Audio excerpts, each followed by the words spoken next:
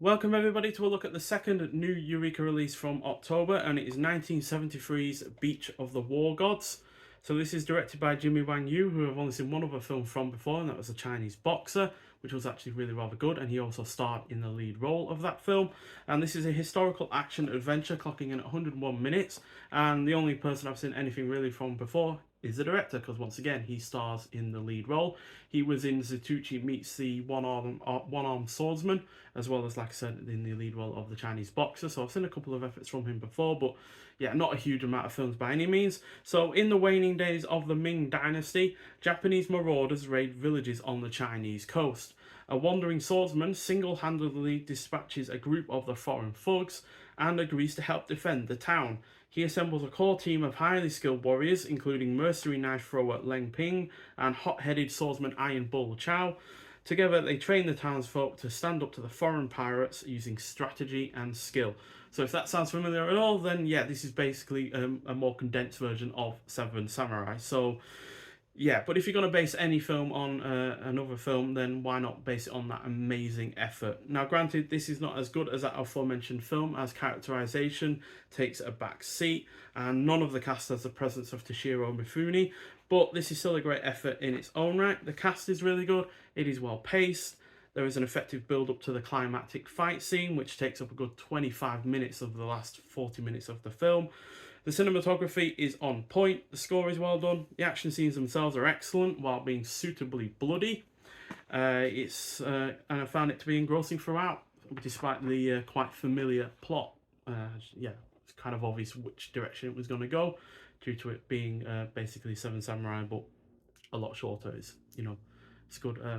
80 minutes shorter than Seven Samurai, so it's a lot more condensed, but yeah, that just means that it's got some other elements to it that are going for it over Seven Samurai, because yeah, like I said, with that film, it's got really great characterization, got a good deal of atmosphere, the cast has a much greater deal of a presence in that, but still, this is overall an excellent effort and really entertaining and engrossing one at that. So yeah, as per usual, we've got a disc that is reasonably well printed. I like the colour going for this one. And then, as per usual, there is reversible artwork, which I actually like just as much as the new one, to be honest. I like the colour blue, and then the fact that we're in a fight scene like the new artwork. Yeah, it's kind of a different way of doing that kind of artwork. But it's really well done.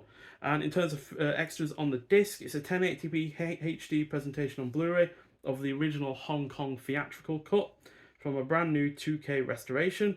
You've got the original Mandarin mono audio, optional English dub audio, optional English subtitles that have been newly translated for this release.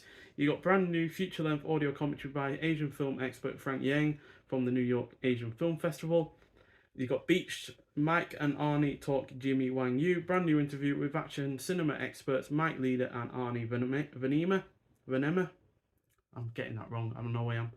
I'm pretty sure I've been corrected on it at one point as well. But yeah, I'll say Venema at that. But then you also got archival interview with Jimmy Wang Yu from 2001, courtesy of the Frederick Ambrosiani video archive, stills gallery, and trailer. So yeah, this is another excellent Asian film effort from Eureka.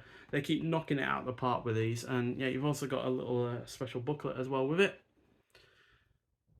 Eureka really have been on their A game with these Asian film releases, to be honest, be they from China or Hong Kong or even Japan. They've just been knocking it out of the park constantly, and yeah, it's just been really impressive. So this booklet has the cast and new crew, and then you got Wang Yu, 1943 to 2022, so he only recently died, by Tony Raines, so basically a tribute to the director. Which, yeah, no doubt goes real in depth. Then you got Seaside Special, The Cross-Cultural Currents of Beach of the War Gods by James Oliver. Which again looks like it's really rather quite in depth. Got shots from the film. There's a knife thrower. And there's, I think, one of the pikeman guy, who's pretty good. Well, they're all good. These, because I think there's 6 that they assemble. They're all really good in their own individual ways, at their own certain fighting styles. Then you got your footnotes. Then we've also got The following text is the entry to the Beach of the War Gods in the Ultimate Guide to Martial Arts Movies of the 1970s. 500 plus films loaded with action, weapons, and warriors by Dr. Craig D. Reed. So that's an excerpt from that book. There. That's cool that they've been able to find that. Not sure when that book was released, but might well not have been a new one, so that's maybe why they've put that in there.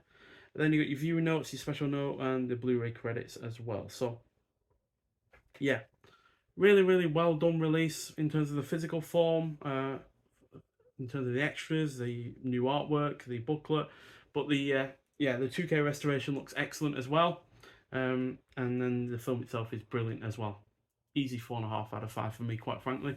Found it thoroughly entertaining. The build-up is really great to the climactic action scene with the fight and all the numerous extras and the different kind of fighting styles and everything like that. And the violence itself builds up throughout that climactic action scene, as well as it doesn't just start off with lots of blood and violence and that. It starts off quite gradual, and then it builds and builds and builds until, you know, you're obviously getting only one-on-one at the end. And yeah, it's just really, really well done. So yeah, excellent effort overall, and it's another highlight from Eureka in their Asian film releases from this year. Quite frankly, it's probably one of my favorites, alongside the likes of Revenge and one of the Girls with Guns films I'm forgetting now. But yeah, still really, really great, really highly recommended, especially if you're into these kind of films, which I am. So yeah, that's probably one reason why I got into it as much as I did. But yeah, it's also celebrating its 50th anniversary, so that's another reason to get it. As yeah, it's probably quite underrated as far as these kind of films go, as far as I'm concerned, especially when it comes to the lack of reviews for this film I've seen online. Hell, this doesn't even have a Wikipedia page of its own. So yeah, I guess you could say that it's underrated just for that. So yeah, but nonetheless, thank you for watching. If you have seen this film, then yeah, I'd like to hear your thoughts on it. But anyway, I'll see you in the next one. Bye.